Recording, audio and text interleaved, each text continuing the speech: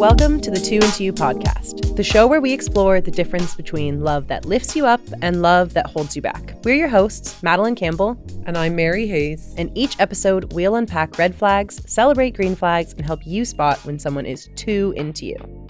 Run by Women's Age, the Two Into You campaign helps young people recognise when affection and romance crosses the line. Together, we're here to give you the tools to navigate relationships with confidence. Before we kick off, remember, if you're worried about your own relationship or even a friend's relationship, you can call the Women's Age 24-hour national free phone helpline on 1-800-341-900 or use the chat service at twointoyou.ie. Both are free and completely confidential. Today, we'll be chatting with Alexandra Ryan and answering questions like, how does victim blaming affect a survivor of image-based sexual abuse? What does revenge porn really mean? And where you can go for support if you've experienced image-based sexual abuse. Before we kick off, remember, if you're worried about your own relationship or even a friend's relationship, you can call the Women's Aid 24-hour national free phone helpline on 1-800-341-900 or use the chat service at twointoyou.ie. Both are free and completely confidential. And don't forget to rate us 5 stars and leave us a comment. So let's get started. Today we're joined by Alexandra Ryan.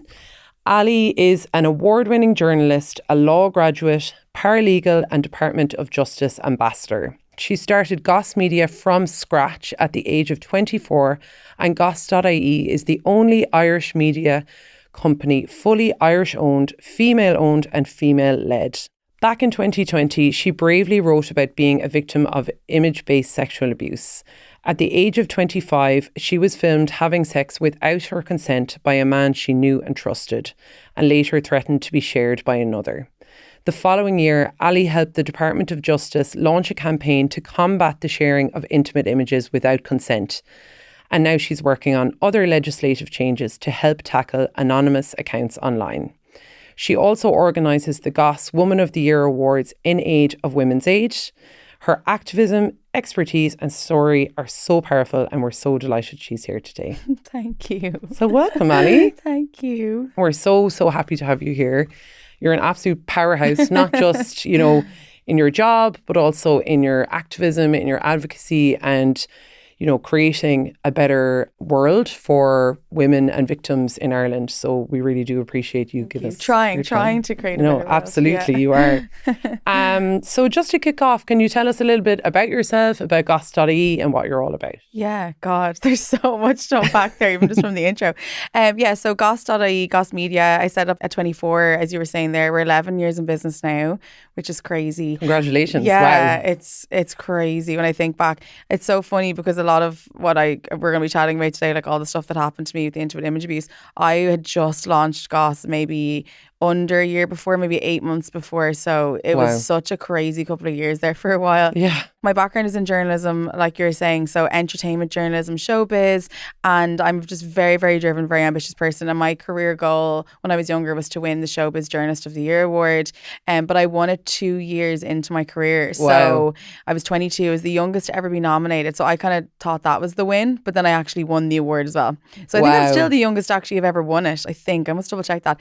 But when that happened, I just had this kind of moment of, where am I going? Because that was meant to be a 10-year sort of goal to get there. I ended up ending a relationship at the time and just making huge decisions and be like, I think I'm going to start my own business. But I had loads of offers. I had offers for a job in London. The Mail Online was setting up in LA for the first time. This is how long ago this was. This is 13 years ago. Wow. The Mail Online in the US was only starting, and I had an offer to go there, and I had all these different things. I was thinking of really delving into my acting career because I'd done acting and directing and stuff like that. I had all these different options. But I landed on, I'm going to set up my own online showbiz news website. The name Goss is so funny. It almost doesn't do the brand justice because it sounds very salacious, but it isn't. And a lot of celebrities, we've such good relationships with them, in the US and the UK and in Ireland, because I suppose of how we write things. We don't out people or, write upsetting content. So we've kind of strangely become known for our ethics, which is a weird thing to say for a showbiz website. But as you were saying, when I wrote my story, I wrote it on Goss.ie, which was a huge decision at the time because we were just a showbiz news website basically. but taking something really personal, a really serious women's issue, and putting it on there was kind of always a plan in some ways. Not my story, but I wanted to start kind of representing the female voice in Ireland. And since then, that's when we've started working with the likes of you guys for Women's Aid. We have a whole section called Girl Talk now. So we talk about everything from like periods to relationships. So then Women of the Year awards kind of came to be too. So there is a huge part of that website and the business now in general that's very much a female voice, and you might know that just from looking at it, but if you delve a bit deeper into Goss, you'll see there's a lot of stuff there that's really important. Even stuff like, you know, reporting on the likes of Natasha O'Brien and what happened there. That's probably not something we could have really done a couple of years ago because of the way the site was, but now we've made space for content like that to like cover women that are advocating for changes, and then the Women of the Year awards obviously putting a spotlight on the unsung heroes and kind of giving them that Gossies feel of like celebrity in the spotlight, but for women that would never ever get recognition in other circumstances. So things like that are really important to me. It's been a journey to get to that point, but we're in a good place now and I'm really proud of it. Yeah, as you should be. I think you're probably one of the most driven people I've ever met. It's incredible, your work ethic. Yeah. It's interesting though, you know, that the word gossip, because actually it was something that was painted as something that was negative, but which is actually very misogynistic. Yeah. But gossip was actually a way that women would have just shared information with each other in the past. And I think it's a really Irish phrase to be like, what's the goss? I hear it all the time. I don't really hear it in like the US or anything like that, but it's an Irish kind of phrase, like what's the goss? It's kind of like what's going on. It's not specifically like writing tarnishing things about people or anything like that. It is kind of like what's happening.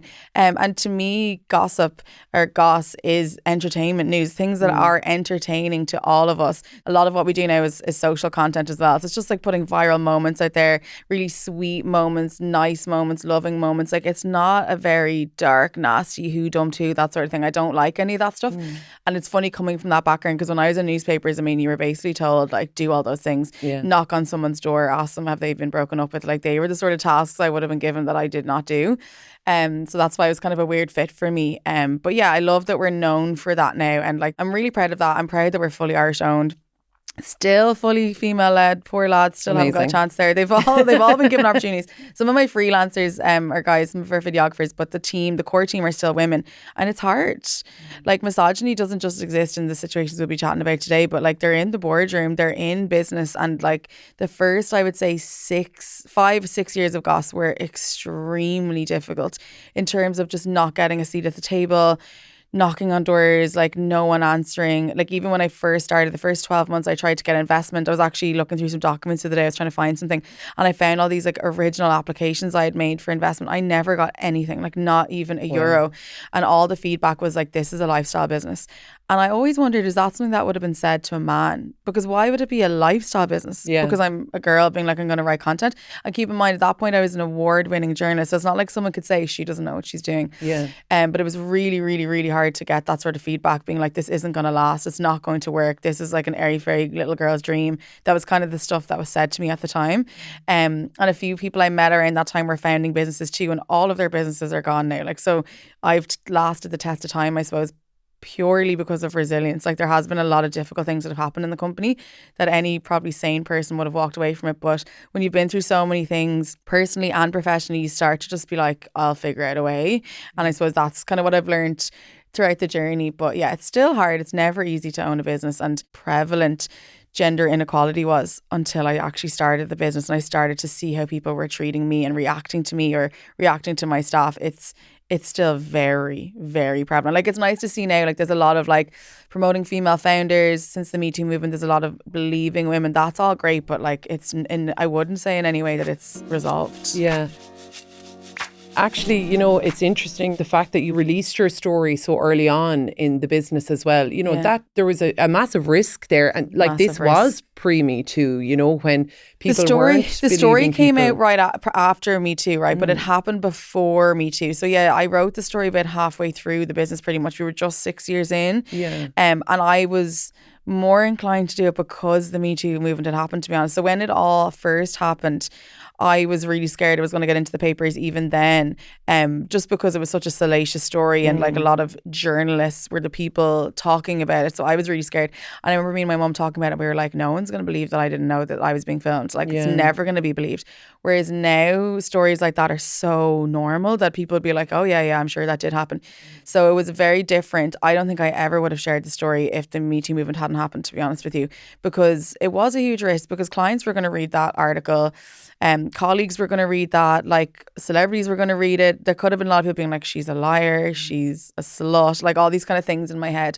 So it was a massive risk. And also, like I said, we'd never put any content like that on the platform, and it was a big decision. And I'm sure, like, I think my staff were a bit taken back that I even decided to do that. But like, I mean, still to this day, it's one of the most read stories on the website ever. So like, it obviously was the right decision at the time.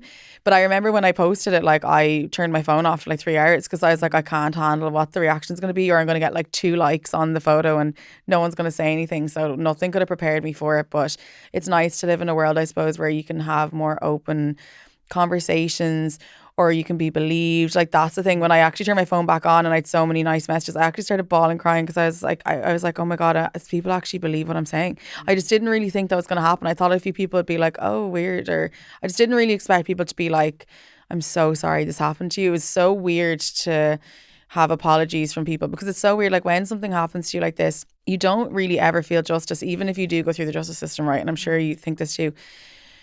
It's not until someone actually says like, I'm sorry, that you start to feel like there's some level of justice. Like as you're saying at the start, I work as a paralegal, and I was actually working on a case a couple of weeks ago. A girl who someone close to her had taken photos of her, and he actually went to jail under Coco's law. So it was a real weird 360 moment for me. And then I was in court when she was awarded damages, and the judge said, I'm so sorry this happened to you. And she literally started bawling. I could actually cry now. Oh, it's so weird. I don't know what it is. It's so weird because like when you're dealing with it on your own, there like isn't, you have to, I don't know how to explain it, but you have to kind of not be sorry for yourself, if that makes sense. Yeah. Like you have to deal with it by yourself. Like it's a very lonely thing, and like no one understands, and your family will know and your friends will know or whatever. But when someone, I think it's because it was the judge as well, I think that's what got her so emotional too, is that it kind of meant, I suppose, that it was believed first of all, but that it was understood the level of damage it had done to her. Whereas I think maybe that's the big issue, I suppose, with victims, that they don't, there's this, especially with sexual abuse stuff, there's a lot of shame first of all, so you're always going to say it's your fault. Even to this day, I'll still be like, why didn't I look around? You know, like, you know, you just the way it is, it's just that thing. But the second thing is that you're dealing with it in your head on your own all the time. So you're trying to come to terms with it. And like, I remember the first time I was told I was a victim, which you think you would know, but like, I never thought that. But it was in a therapy session. The therapist was like, I hadn't even told her it had happened. I'd been going through for like 8 months or something like that. And one day I mentioned it, and she was just like, that's like really, really serious that happened. And I was like, yeah. Probably at the core of a lot of stuff, you know. Yeah. And there was loads of things going on, but I hadn't really clocked it in my head, which is weird to think about it now. But she was like, you know, that like you're a victim, like something really terrible happened to you. And I was just like, what? Like I had never even thought that way at all. So the word victim was so weird for me. But yeah, it was nice seeing that moment. But even I got emotional in court too. And I was like, that's the thing, I suppose. And that's why I wrote the story at the time.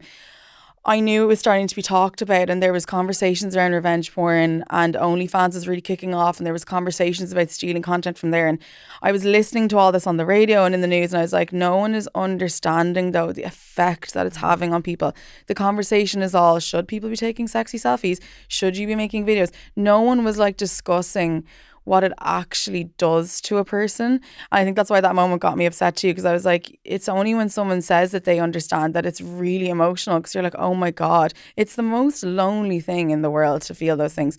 And even like with other victims, everyone's story is very different too. So like, it's not that I can't even say that like I can equate my understanding to another victim, because everyone's story is so specific to what happened. You know, like some people, it's a family member, it's a work colleague, it's an ex-boyfriend trying to keep them in a relationship.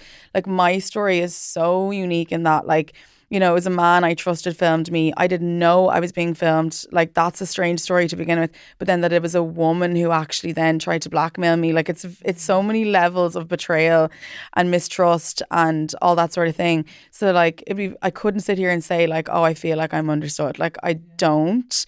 And even, you know, the word victim as well, like it really kind of takes away your power, because it almost reiterates or reinforces this idea that, well, I must be a weak person, that I'm a victim, you know, that this happened to me. But like, you are obviously a very strong and powerful woman, you know, and I think it is getting better that people understand this can happen to anyone, but it's done to people, you know? Yeah, and that's the exact thing. It's the feeling of it being done to you. And that's why the word victim is very difficult. So like the night before I did my press conference, so I know you're saying it started, I basically did a press conference in 2021 for the Department of Justice to launch Hotline, which was the new like online platform to report crimes of intimate image abuse. So when I had to prepare for the intimate image abuse statement or whatever, I remember ringing my mom and I was like bawling, crying. And I was like, I hate that I'm a victim. Like that word really is a very difficult thing to accept, because it's something that you've no control over. It's something that happened to you, and it is really hard to like say that out loud.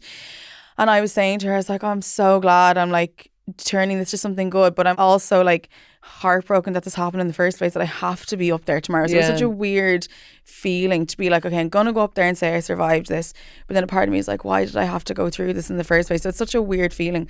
But exactly what you said there about it happens to everyone, and it can't happen to anyone. Because my background in news, like I know what makes a story, and we were talking about this before we recorded, right? And it's not that great to admit, but you know, when you're with editors in paper years ago, anyway, it was like white, blonde, good looking. They were like tick, tick, tick, tick, tick. And when all this stuff was going on, there were people talking about it, and there were some great people coming out, but I hadn't really seen anything that I could say, okay, well, my parents' friends would go, oh my God, that could be my daughter. And I was like, someone has to come out and like, I don't know. And then as it was getting closer and closer and I knew President Higgins was going to be signing it in, I started to like come to the realization. I was like, I think I need to say it, because I was in the public eye in a small way at that point. But also from the outside looking in, you would never think that something like that would have happened to me. Or if it had, you wouldn't have think it's like broken my soul. But like all of those things were happening, and there were so many people close to me that didn't even know about it. And I just remember thinking to myself, this could do the world a good, and it did. It was literally covered by every single newspaper, like every single newspaper covered not only my story, but when the press conference went on, the majority of them did, like the Times, RTÉ News, Virgin. Like I remember the Department of Justice afterwards being like, that was one of the most successful campaigns we've ever done, because there was such an interest in it. And it's a sad thing, because I don't like to say that that's what gets into the news, but that, and I don't think it's as bad now, but definitely a couple of years ago it was. But it is that feeling. You have to get to people that can say, that could be my sister, or that could be my daughter. And sometimes with crimes of sexual abuse, I think people just think it wouldn't happen to them, or maybe they were asking for it, maybe it was something they were doing. But my story is so bizarre that like I didn't even know I was being filmed. It just hits a lot of things. But anyway, it wouldn't matter. If I had partaken in a video, it also still would have been wrong. But the fact that I didn't know, I think really made people stand back and go, oh my God. And like at the time when it happened in 2015, we were only saying, I only realised it's 10 years ago last month since it happened. There were no, anyway, crimes involved. So being filmed at all wasn't a crime. Sharing it wasn't a crime. Taking the video in the first place wasn't a crime. Nothing about it was illegal at any point. So I could have like gone into your house and filmed you having sex, and the only thing you maybe could have done is possibly trespass. There would have been nothing you could have done about me having that video, and I could have shared it with anybody. So that must have been absolutely terrifying. Like, what did you feel like in that moment, you know, when you realised, okay, this could possibly be out there, it's being threatened to be shared, you know, I can't report this to anyone, it's not illegal right now. What I had done initially was because I had worked in a newspaper before, there had been stories about filmings and stuff before. Like back in the day, it was a real thing that celebrity sex tapes went around. You probably remember that from like Paris Hilton and everything. And it had been discussed with my legal team in my last job before I started Goss. And I had remembered the lawyer saying, oh, this actually isn't illegal. So if you think about Paris Hilton, it was sold. So when I realised it existed, because I didn't even know I was being filmed. So I just got an anonymous call one day from a girl saying she had it. And it all suddenly, you know, it's like that meme where it's like all the numbers adding up. I was like, oh my God, this isn't illegal. But I did ring my solicitor at the time and I was like, what can I do?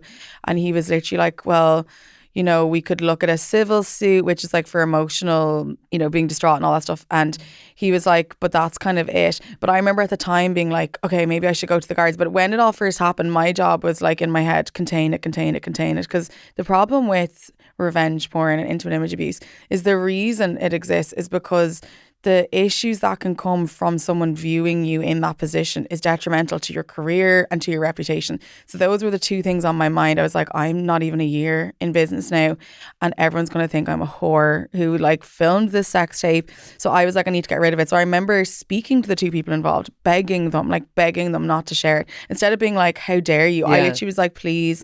I remember being in an airport coming home from Greece with my little sister, crying, like begging them not to share it, begging them to like not talk about it. But at the same time, tweets were going up on Twitter very much alluding to it being there. So when I got back to Ireland, I just hoped and prayed that like they were going to do that. But as soon as I landed, I started getting messages about it. So I knew that it was going around at that point. But no, it was horrible. I don't know how I honestly don't know how I got through that time at the start. In particular, my older sister was getting married like 10 days later, so I had to go to that wedding. And I remember just taking breaks during the day and just going up to my room and crying and then like going back down again. And I was literally like the torment in my stomach of like, is something going to happen while I'm here? Is it going to be shared? So it was really, really, really difficult. And I'd say for the first year, 2 years probably, I drank all the time, probably every day. I was going to things and just drinking and not really speaking to people and being really paranoid all the time. I gained so much weight as well. Like I'd say I went up like 2 stone or something. I just was not looking after myself and Trying to cope. I'd like go to sleep crying. I'd wake up crying. Like you don't know true depression until you wake up crying. It's the most horrible thing. Because I would wake up and I'd be like, was that a nightmare? Like you have this like minute like that, maybe that didn't happen. And then you're like, no, it did happen. And then at the time I was trying to build a business. So in a way, Goss saved me in so many retrospects because I had to go into work every day. I had to go and be there for my team. At that point I was working 7 days a week too. So like every day I had a task to do. I had some job to finish. So like that kept me preoccupied. But then obviously going home, waking up, all of that was really, really tough. And I remember waking up in most mornings being like, is this the day it's going to be put out now? Is it going to happen today? So that was a constant concern. And then meeting strangers, I'd be like, have they seen it? Do they know about it? Because, you know, a stranger had come up to me in a bar one time saying he had seen it. And then a friend of mine from school had messaged me saying a stranger had told her he had seen it.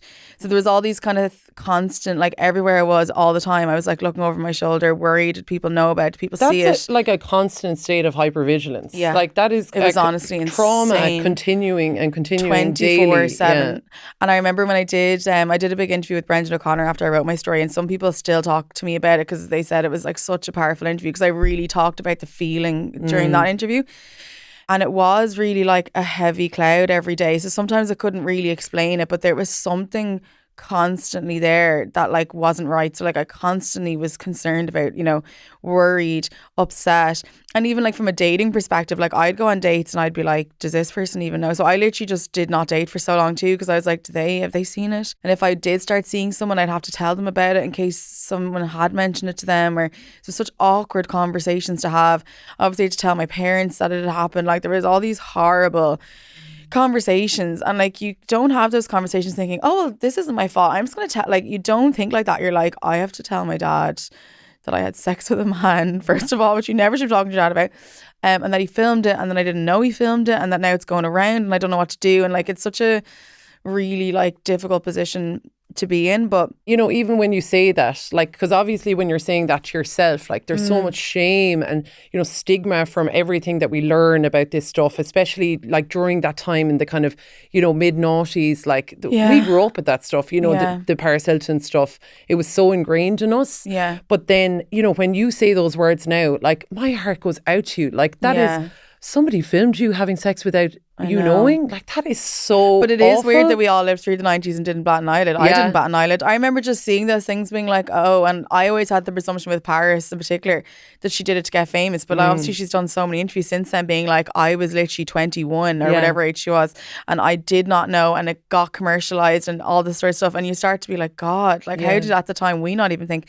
And that's the important thing about discussing it, because when I did my story, when I first wrote my story, the amount of men that got in touch with me in a really nice way that were like, I have been sent so many things on WhatsApp and I've never stopped to wonder, like, does that girl know that she's in this video? Yeah. Like, 'cause so much pornographic content gets shared all the time, quick little videos, longer videos. I think only recently people are starting to ask, is this a consensual act? Because I suppose there wasn't ever an understanding that things like that could happen without that person's consent. So that definitely hit home, because I still to this day, I mean, 5 years ago, that campaign, I wrote that story, sorry. I still have people coming up to me now saying that it took that campaign for them to realise. So like, I mean, that was the objective at the time. And it was also, for me, the other part of it was, like I said, every day was really, really difficult. And like, I remember my mum's a psychiatric nurse, so her background is that she would have worked with suicidal patients pretty much all her life, which is mad when you think about it. But I remember she had said to me once that, like, you know, the people you really worry about are people who are like really calm, because like they've got to this like resolution in their brain where they're like, things are going to be so much better. And there was 1 week or a couple of days, maybe 2 years into it, 2.5 maybe, so like still a good chunk later, where I remember just thinking, this thought just came to my head, like, how much easier it'd be if I was just dead. And then I was like, oh God, I'm not going to think about that. But as the day went on, I felt this sense of calm of like, it would be so much better. So like, I really freaked myself out that kind of couple of days. And I was like, right. And then I went back to counselling again. That thought came into my mind a lot. Like, you know, it wasn't just a once-off thing. That's actually really But like, awful. It's just, I think what's really horrible, again, is back to being a victim. And it's when something happens to you, it's very hard to explain how detrimental that is to your mental health, because you're such at a loss. And like with my situation too, like I knew that I couldn't take them to court, or I couldn't get them ever in jail. So I had to have this acceptance as well, that I would have to get through it on my own, possibly not be believed, deal with all the ramifications, all the consequences, all the therapy and all that sort of stuff. But that also I was never going to get my day of like, you know, they have to pay for what they did. It's really difficult to accept that as well. And that's really upsetting as well. So there was just about a million emotions. So when it came again to that time where I was like, I'm going to write this story, and a lot of people advised me not to, but I was getting closer and closer. And I remember saying like, if even one person believes me, I have to do this for my sanity, because it was like keeping a dirty secret all the time. Like I said, I was meeting people and going on dates and being like, do they know? Do they know? Do they know?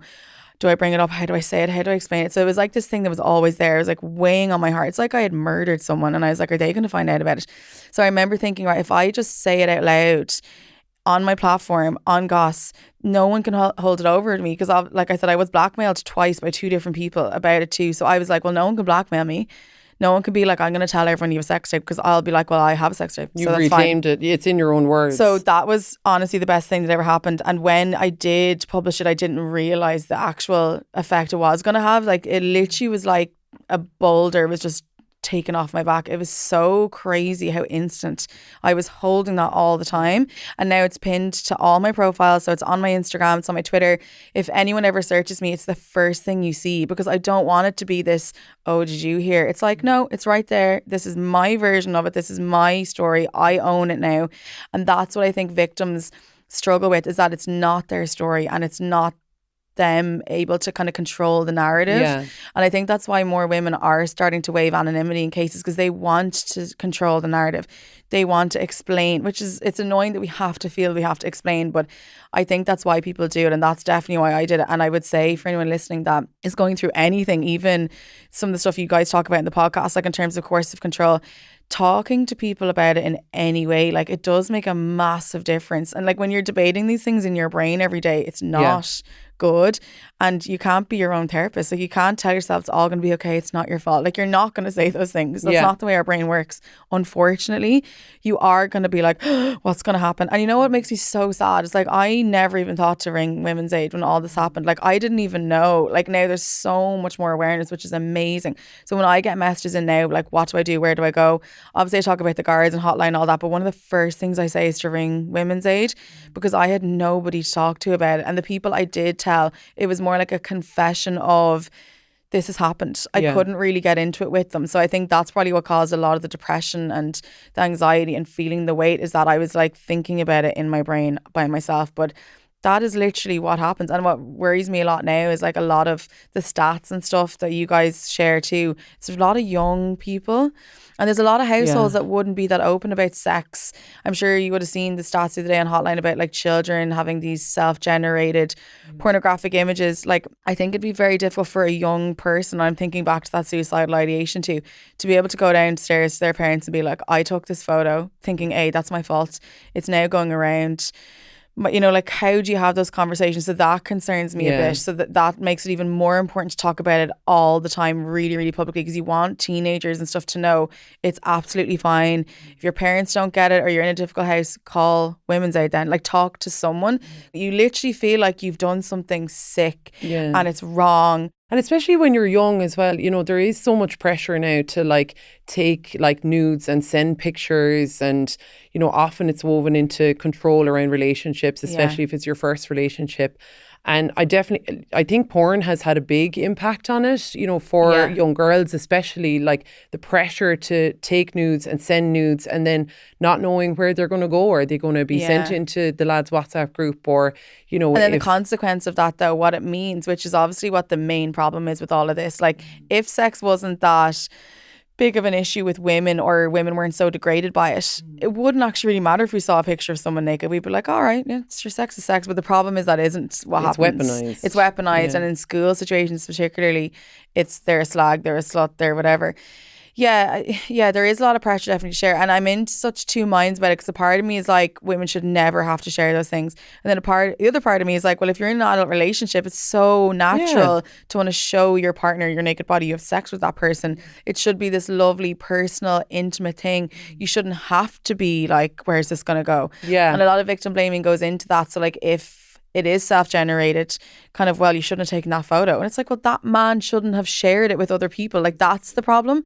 I've worked with Women's Aid a good bit on some of the thinkings and stuff, and like the stuff that I've seen and read about, like this research and stuff, it's horrifying. Just hearing that like people 13, 14 are being forced to give like oral sex, or things that are going on at some of the school discos, you know, that when young boys as young as like 8 are coming across porn, it's very, very violent. You know, I think, can't remember the exact result, the numbers, but I think most of the time the first video has some sort of violence in it, choking. And it's really sad then too, because teenagers are growing up, both men and women on either side, they're both kind of a bit scared of sex then, because they're like, do I need to choke that girl? That girl's like, do I need to pretend I enjoy that thing? Exactly, all these really hard, sore, not nice things, and it's then robbing them of robbing you know, them, traumatizing them, of good, healthy sex. And I think too, and it's important to remember as well, that like those little boys are getting sexually abused too by even being shown this content. Like, they are also not understanding that, like, I mean, you know, I know we talk a lot about male violence and all that, but there are some guys that genuinely just want to love somebody, and they're being told by these videos that like, you're meant to hurt girls, and like, that's what pleasure is. So it's such a messed up thing, and it really scares me. And I do think like more things need to be brought in for pornography, and, you know, just safeguarding our kids and stuff like that. But it's actually not even kids though. I mean, this goes on into adult relationships, and there's a lot of relationships that I think women, I think they're only starting to, in the last couple of years, starting to realise that some of the things they've been doing during sex actually isn't what they were looking for or what they want, but they maybe have been told that's what you do, or they've seen things and they've been like, this is what guys want to see. This is normal. Yeah, so it's weird. And I definitely think revenge porn or intimate image abuse is only in existence because of pornography. It's getting the enjoyment from something that looks bad and looks wrong. You know, like most of the time with non-consensual stuff, it is obvious enough that the girl isn't aware. I mean, some of them maybe not, but most of the time. But I think now there's a lot of research into that too. That's why there's all these weird videos on there. But it's things that like aren't right, that are morally wrong, that seem to do the best on pornography sites. So if you put that into then everyday stuff, if someone gets sent something where, you know, oh, she didn't know about that, it's like almost a turn on. So I think that's a whole other area. The brain isn't fully developed, and they don't understand, if I'm feeling pleasure from this, it's not because they actually are turned on by it. It's a biological reaction. But even grown men, I feel like, are really dictated by porn, and they also, I mean, you've probably seen some of the horrific cases over the last couple of years, you know, like that French woman who took her husband to court for, you know, being raped by multiple men while she was being drugged. All of that did not come from nowhere. That definitely comes from that idea of pornographic content. So it all blends into each other, and I always say it all comes down to the little seed, which is just misogyny. So like, if misogyny and gender inequality didn't exist, there wouldn't be a way to degrade somebody, because if women weren't degraded all the time, I mean, I'm sure you probably saw the stuff about Sabrina Carpenter in that cover she did recently, right? Yeah. And there was a debate about it even in our office, and they were like, oh, but she's feminist and she's that. And I was like, but she's on her knees and her hair is being pulled by someone. Like, that picture depicts a degradation of a woman, and it just brings back this idea that that's what we want. Yeah. That's the issue. That I think men deep down genuinely think that women want to be controlled, want to be hurt, that this is like the biological way of being. And that's, I think, is Dominated. what really needs to be tackled. Yeah. And obviously people have little sexual appetites, and maybe some women would like that in the bedroom, and that's different. That's a consensual, I would like this or you would like that. That's very different to everyday whistling, looking up skirts, physically hurting women, spiking women. I mean, the list is so long. That's a very different thing. And I think maybe that's what society and women and men in general aren't maybe understanding, is that you can have different little appetites and have a consensual adult relationship, but then there's non-consent. I think that's the difference, really. It's consent, and the really. everyday sexism, that feeds into everything else. But like I said there, like, I see it in boardrooms. Like, I have been to meetings where I'm like, there's no way that person would have said that if I was a man. And I've had to stand up for myself in really volatile situations and be difficult in business meetings with people, because I'm like, I cannot let this person talk to me like this. And I had it before with someone in a room full of men, and there was only one other girl there, and he spoke to me really disrespectfully, and I literally like put my hand up and I cut him across. I was like, do not finish that sentence. It's literally how I had to talk. Yeah. But afterwards I was like bawling, crying. But in the moment, I was just like, don't you dare. Now, that was a couple of years ago. I'm really used to it now. But you feel like you have to actually become a bit of a bitch almost to be taken seriously. But I see it all the time still. Someone's about to say something and I'm like, don't even finish that. Like, because I know that they wouldn't speak to a man in that way. Absolutely. So you see it there. And I know you're saying there that like, oh, you think I'm really strong and everything. But like, a lot of those things come from just so many terrible things happening, to be honest, from men or in society, that you just, your skin gets so thick that at this point now, like, if someone walked in right now and put a gun to my head, I would be absolutely fine. I'd be like, we will figure this out. So it's hard that you have to go through really bad things to get to that point. And women in general, that seems to be the constant pattern. We have to be put through this stuff to learn deal with resilience, I think, to survive. And actually, it's exhausting. It's exhausting. Wouldn't it be lovely if we didn't have to be so resilient and we could have a peaceful life? And you know what I loved so much is the Barbie movie, because I feel like it really depicted the serious inequality issues and what it means. That really, for me, really hit home, because it is a societal thing. Like, back in Barbie land, it was just normal that women ruled. So that was just the way it was. It is annoying that this is like a social construct. And when you think about it, really, women are technically the most powerful species in the world. We should be like admired and honoured, and it's just not been that way, unfortunately. Things are definitely getting better, but I definitely think the dominance and the degradation, especially with the likes of Andrew Tate and stuff, it's rearing its ugly head back around. So it almost feels like the job is never done, because sometimes I think we've come so far, and then I see people online, kind of loving Andrew Tate or Bonnie Blue and stuff, and I'm just like, oh, we're back to this again. It's just like a constant. But do you think the perception around, say, and I hate using the phrase revenge porn, but like intimate image abuse and sex tapes are being filmed illegally, do you think it's changing? Like, I know we kind of have gone back into that more misogynistic kind of I do rhetoric. think it has, especially, and it's not even just in Ireland. So for example, like I was saying about the Paris Hilton stuff as well, on one of the more recent seasons of the Kardashians, maybe 3 years ago, Kim had Kanye go and get the rest of her tape, and she was like bawling, crying. There's been a lot of like moments, I think, in the last 5 years where people have started to realise it's really wrong. Like, you would never see exclusive sex tape pics on TMZ ever again. You will never see that again, right? So that's definitely changed. I think OnlyFans are causing a lot of issues though, because I think there's a lot of that content starting to, even if it's faked and on porn websites, this idea of they don't see each other, and maybe it's an act, but that concerns me a little bit.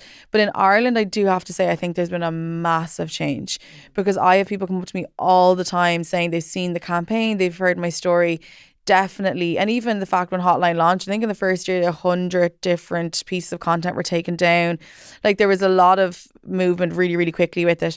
And that ad that went live, I'm sure you saw at the Department of Justice one, sitting in the room and that guy being like, I was never going to do anything. That's always been a huge one for me, is the threat to share. And I was going to ask you about that. Yeah, because that's one of the more psychologically damaging parts. If we go back to my story again, I only found out that I was filmed because a woman got hold of it and she threatened to share it, right? So he should never have filmed me, never should have happened, but he didn't do it for the purpose of sharing it. He did it for himself for some reason. So the issue with that story really came down to the fact that I was being threatened every day. And that's where the psychological damage was also there from a man I really trusted and knew for a long time. But the day-to-day damage was, is it coming out? What's going to happen? Tweets were going up, constant threats all the time.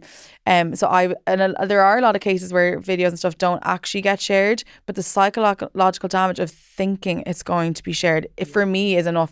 And it is a crime now, and it's up to a year in prison. So that ad has been really good. And I do think it's really made some men, anyway, stop and think when they get sent something about forwarding it on again, because now they're just scared about going to jail. So I don't even know if it's for the right reasons, but they are definitely more like, oh God, what do I do if this video is on my phone? That sort of thing. And just like second guessing things. So yeah, I do think there's been a change. It's really sad that it took this long. And I remember waiting for the legislation. Like, the legislation had kind of been put to the doll in 2018. And then it didn't get put through till 2021 technically, but 2020 is when it got signed in. But like, that was 2 very long years. Like, every week I was like, is it happening? Is it going to come through? I constantly was like, I'd love it to come through. And once it comes through, I won't be scared anymore, because I knew once I talked about my story, if it was in legislation, if that woman or anyone else ever threatened to share it again, jail time. If someone actually did share it again, jail time. So I was just like, yeah, it would be awful if it got shared, but at least they'd get jail time. So I had to wait, like, I mean, what was it, 5 years before it actually got put through. And now 10 years on, I'm still talking about it. So like, the effects don't just go away. And I do think that there is a better understanding of that now. I genuinely, because I try to be positive about it as well, because it is a bit depressing when you see all the stuff going on. But even when I'm ever chatting to you guys in the group settings, when we're ever doing think-ins and stuff, I'm like, it is important to see how far we have come, because there are more and more people that know that this law exists. There's more and more people being like, that's not okay. There's more and more people being like, are you okay with that? In relationships, like, consent has definitely got a lot bigger. And I think the conversation around coercive control has been taken a lot more seriously now, and intimate image abuse really falls in there. But again, I do think it's getting a little bit better. I don't think we're at the end of it now, but the fact that it's a crime, the fact that people are aware of it, I think that's made a lot of things better. And you know, the number one thing is the fact people can talk about it. Yeah. I think there's been a lot of people who have died or have just lived really difficult lives because they haven't been able to actually like talk at all about it with anybody in their lives. I don't know if you've seen the Natasha O'Brien documentary yet on RT. I loved how, and obviously that's a very different situation, but it was an assault. But I loved how it really showed the difficulties in her relationship with her mother afterwards, because there is this very lonely, you're on an island, no one understands, and your parents and your loved ones are going to be like, oh, sure, go for a walk, or hang your head, had your head up high. And it's like, you don't understand. You know, you are really, really angry all the time. And I loved that documentary because it really explained the ripple effect it has, not just in like work and your own mental health, but everyone you love and everybody around you. Like, I didn't get into a relationship again for close to 10 years, like literally. Wow. So, well, 7 years, sorry, I'm just trying to think of the date. About 7 years after is when I got into my first relationship again, because I literally was just, I can't sit in front of someone and not tell them about it. I can't trust anybody. Yeah. I was attracting really bad people. I didn't want to go out with anybody. I was like, no, like, I kept everybody really far away. So like, it does have such long consequences. And it's just, I find it sad that it took this long for the legislation to come in the first place. Yeah.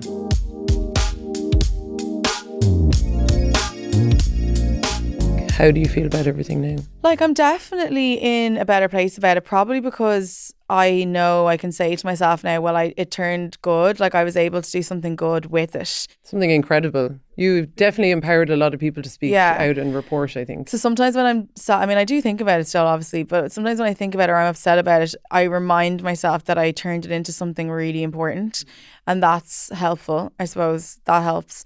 But I still I don't think I'll ever be 100% about it. Like I said, like, even at the start there, I got upset. Like, when I think about it, I do still think, like, why didn't I just look around? Or, you know, why didn't I think to, I don't know, like, it's such a weird, like, why would you ever check things? Obviously, I'm like that now, but I do sometimes question that. And like, I look back on those few years that I got through, and that's all I would say I did. I got through them. I did not live like for a long time, and I'm sad about that. I mean, they were my 20s. They were like my best years were spent very, very depressed and in a really, really dark place. Yeah, they were stolen.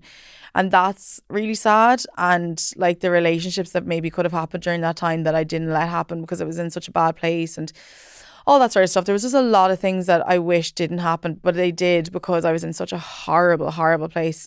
So that angers me. But again, I always try to think about everything in life, whether it's business or personal or professional or whatever. I do try to give myself some reasoning for it. So I suppose I have that now. And that's why I made all those decisions to come out, because I was like, I need this to have some sort of a positive ending. Because like I said, I'll never get to see them in jail. Like nothing will ever happen there unless they are stupid enough to share it now. So yeah, I think that's what I say to myself. But it is a trauma and it's there. And I, when I see other stories of people going through issues, like it does trigger me obviously, and I feel really bad for them and all that sort of stuff. But it only drives me more to like keep working with Women's Aid and keep talking about it and sharing what we can that makes sense on Goss.ie and just getting more awareness all the time for everything. But I don't think it's something that's ever going to go away. It's always going to be like, and I think that's the other thing about being a victim that's really annoying, is like it's a part of me forever. I can't erase it. Like it happened to me. So like it's always going to be a story. People are always going to know about it. And as empowering as that is now, it's still a whole thing to have to explain to somebody, and like it's still a little weight to hold, but I suppose I'm like carrying the weight now rather than it like being on top of me. So like that's the difference. But I don't think it ever goes away at all. And again, I think that's why it was important to talk about it, because I don't think people really truly understood. Like I can't remember the full details, but do you remember there was a story of there was a woman who was like walking naked around Dublin, and it turned out that the video had been shared and she committed suicide. That was around the same time, and I remember being like, I fully understand that. And then there was also another time where Jennifer Lawrence had come out and she had images from her phone taken from a cloud. It was before it happened to me, but she had given an interview where she said she felt like she'd been raped. And I remember being like, hang on a second, like that's outrageous to say that. Then when it happened to me, I was like, no, I understand that. So like all of that comes from learning and telling other people that that's how it feels, until we get to a point where people start to question their own behaviour. Because as much as doing filming and all that is a big problem, the huge issue is the sharing. It is the threatening. It's all that stuff. So I think we're at a place now where a lot of people understand it. So all I can hope is that the fact that it's in schools, like both my sisters are teachers, like the fact that Coco's Law is in school is like mad to me. That's amazing. That's amazing. Yeah. It's like brought up like, this is wrong and you don't have to do this. And I love hearing that. So again, how could I not be resolute in some way that like I'm glad? And so like that's what I mean. Sometimes I say like I'm glad it happened to me rather than someone else, because I did have all those times where like I didn't want to be alive, but I was able to get through it. So in a way I'm like, well, I'm glad it didn't happen to somebody who wouldn't get through it, because where would they be? And would they ever get to share their story? Would they ever have shared it? So sometimes when I'm in a dark place about it, I just tell myself these things.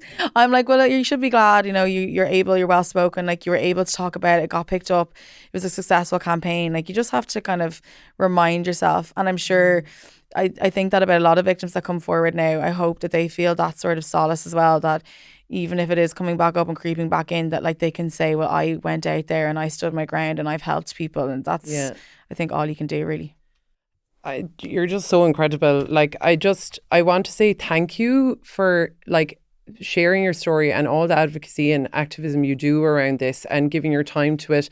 I don't want to say you're so brave for sharing your story, because you shouldn't have to be brave, I know. But you're so generous with your story, because even though, you were able to tell it, you still have to tell it. And, it's a reminder and it brings things up. And we are 10 years later, but it stays with you, Yeah. But like you are just creating so much change in Ireland, like by sharing your story and validating the experiences of other people. I think it's so incredibly powerful. Just to close up, is there any, message of hope that you'd like to give to people who are listening in, who maybe resonate with your story, who've gone through this, who are maybe currently going through this, who are feeling maybe like you did? I think the main thing is just to absolutely talk about it. Like I said, even if you're in a house or a relationship where you just feel you can't, ringing Women's Aid, talking to a friend, going to a therapist. Like sometimes it takes a third party that has nothing to do with you, to be honest, that you can actually word vomit everything that happened.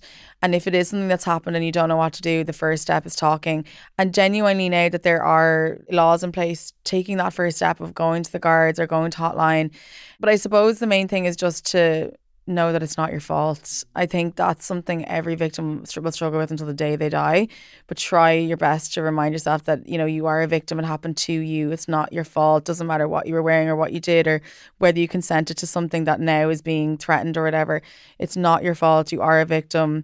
and that you will be believed. Like, there's so many supports out there now. And again, I wouldn't have really felt that way at the time when it very, very, very first happened. But now there's so many supports. So I would just say, talk about it. Don't let it boil up. And if you are at the point where you're feeling like, you know, really, really like you don't want to be here and all that stuff, just pick up the phone and talk to somebody. That's all I can say. And it will get better. Like when I said those first 2 years were horrendous, but I did get through them, and I went through those really difficult days of waking up crying, and now I obviously don't wake up crying. So like, you will get there.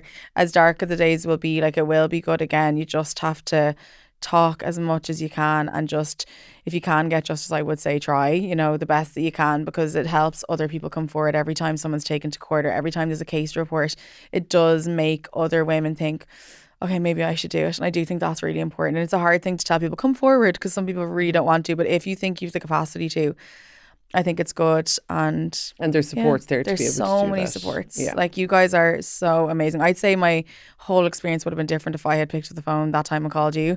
So I think that, yeah, pick up the phone. And it is hard, because I do know there's people in homes that, like, these sort of conversations cannot happen, and that's fair. But that's why it's so important that you can call Women's Aid. Ali, thank you so Thanks much for having me. I think this is going to be really powerful for a lot of people listening. So thank you so much for your story, for your time, for everything you do for women in Ireland, for victims and survivors. You should be very, very proud of yourself. So now we're joined by Madeline Campbell, our 2IntoYou officer and co-host. Madeline, what an amazing conversation with Ali. Yeah. She's just such a powerful woman. She's so powerful, and like such a fierce advocate for what she believes in, and for people who have gone through the same thing she has. Yeah. I think something that really stood out in that episode specifically is, like, you see such a powerful person, but she talks very candidly about what the effects of this have been on her life, and almost how she feels that it will be with her for the rest of her life. Yeah. That, like, going through this, she felt so much shame, and she felt like there was no one she could go to, and that she was very alone in this. And I think that's just something that it really stood out to me. And also, I think that that's an experience that a lot of people listening, and a lot of people who have gone through something similar, can relate to. Yeah, definitely. And I think as well, because when it happened to her, it wasn't a crime. That's what makes it really, really frightening, you know. But it's so important now that Coco's Law is in place, and that it is there to give power back to victims and survivors. So just to explain exactly what Coco's Law is. So the law states that if someone shares or even threatens to share an intimate image or video of you without your consent, that is now a crime. It also includes filming of someone without their consent. Threat to share and sharing it are really important, especially the threat, because I think this happens really commonly in relationships. Yeah. You know, especially after there's a breakup, or maybe there's a fight. If you have a controlling partner, that they're saying, well, if you break up with me, or if you don't get back with me, or if you don't do this, or if you don't do that, you know, I'm going to send this video that you sent into the lads' WhatsApp group. You shouldn't have sent that to me. You're just a slut. You know, really picking up on all this kind of slut shaming and shifting that blame onto you. Yeah. But the crime is them threatening to share it or sharing it. It's not you having taken the photo. Yeah. And like you said, and like you both talked about in the episode, like, it's become so normal to either feel the pressure to take photos or take a video and send it to your partner, but it's just become a part of relationships, that this is part of a relationship. And so if there is ever that control in a relationship, you feel you have to do this, and then it just adds another layer of, you know, feeling insecure and feeling scared and to blame when you're not to blame. Yeah, it's never your fault. No. Even if you took that photo consensually before, and somebody threatens to share it or shares it without your consent later on, that is also a crime. So we have a guide on the website on 2IntoYou.ie. It's a guide on what to do if you have an image or video that has been shared, or even if you think there's an image or video shared without your consent. It tells you what to do, how you can report it, how you can try to get it taken down, and how to find support. It lays it out really easily. And in the guide, there is other resources like hotline.ie that Ali mentioned. And they're an organization that specifically works on taking those images down and making sure that they are no longer on the internet. Yeah.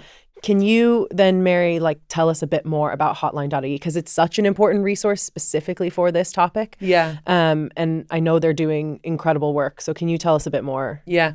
So, there's kind of this idea that if there's a sexual image or video of you out there, that it'll never get taken down, that it's just out in the internet there for anyone to be seen at any time. Yeah. But Hotline have been working really, really hard on this to, ensure that images get taken down, and also that things can be reported so that they can be criminalized. Yes. And so that victims can get justice for this, because it is now a crime that's taken very seriously. So they just recently came out with their report for 2024. And last year, there were 519 reports of intimate image abuse. And of those, 93% of the publicly shared images were removed. Wow. So, that is really, really high. And I think that's really helpful for people to know that actually, if you do go to hotline.ie, that they will help guide you through this process and can help get images or videos removed. Yeah. Some of the other things that really stood out in the report was the gender breakdown of this. So it was 59% women who were affected, 40% men, and less than 1% gender minorities. So, we do see there that it is majority women who are affected. But I think the most shocking thing was that this happens by far most commonly to young people. Yeah. So 40% were aged between 18 and 24, and 9% were aged under 18. Wow. So 49% were aged under 24. So, that includes intimate image abuse, but also for, images of people who are under 18s, that is child sexual abuse material, or something that was previously called child pornography. So this is really, really serious. It's extremely serious. Yeah. But also, it's great to show or to see that, people are starting to see it reported and that they can seek help for it. And also to know that, Women's Aid and 2into is there for them as well, because you deserve support. We deserve support. We know from Ali, the impact it had on her. She felt so alone. She was suicidal. She was afraid, ashamed. Yeah. But that's why we are there for people, is to tell them this wasn't your fault. This was done to you, and that you deserve support. Yeah. Remember, we're always here for you. Whatever your question might be, we're here to help at 2into.ie. And if you're worried about your own relationship or even a friend's relationship, you can call the Women's Aid 24-hour national free phone helpline on 1-800-341-900, or use the chat service at 2into.ie. Both are free and completely confidential. Thank you so much for listening. Make sure you follow the 2into podcast wherever you get your podcasts. A new episode drops the first Monday of every month. See you next time.